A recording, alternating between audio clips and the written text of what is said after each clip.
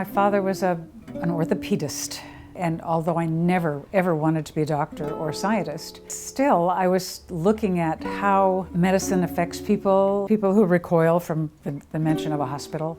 And because I grew up in a medical family, I don't have the same sort of horror of hospitals that a lot of people have.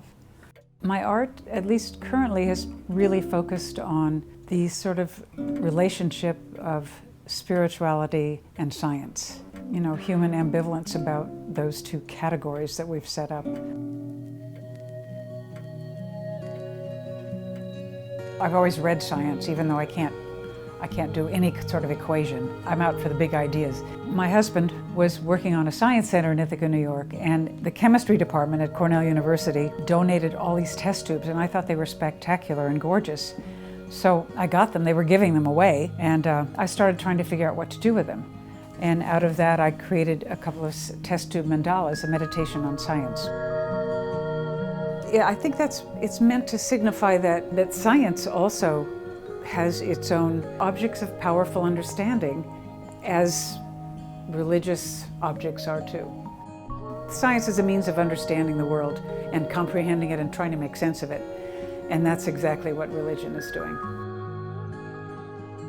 This piece was sort of kind of whimsical, almost, because I thought it kind of looked floral, and crutches are just laden with meaning. It's a sign of disease, but it's also a sign of healing normally too, or at least it's an aid. When I was presenting this work in public, people would come up to me and say, "Have you seen the cathedral in Louisiana, in New Orleans, or the ones in Brazil, or the ones in Montreal?" Because they have rooms full of crutches and other devices that people have left because they've been healed. So they leave these piles of crutches in these churches, which is pretty interesting. I love scrounging in thrift stores. There used to be a lot of medical supplies and all this strange stuff there.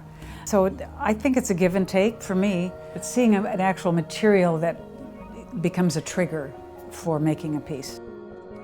Before I left Ithaca, New York, I happened upon a barn where somebody had collected all their leftover old orthotic and prosthetic devices. So I collected those. The metaphor is that they restrain us, they constrain us, but they also create who we are and create the boundaries that we can outgrow.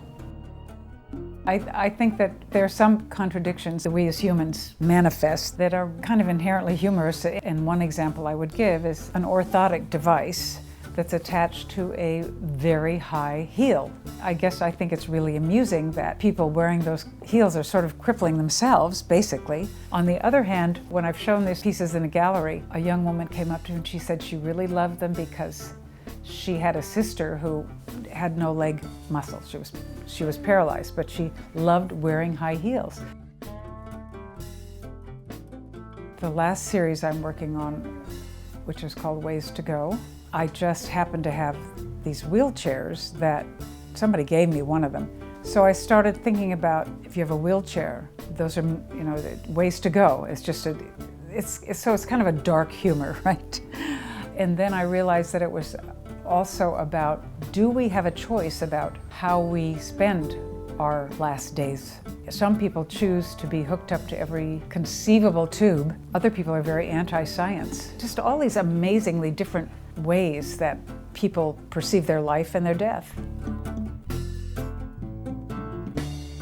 I am interested in the moral questions with end of life and mortality, and I think my work is about raising the questions or raising the possibilities, make physical work out of the questions that we have. On a personal level, this art is, I think, my own coming to terms with my own mortality. And I don't know whether it works for me, but I work on it as a way of reconciling and understanding what life is all about.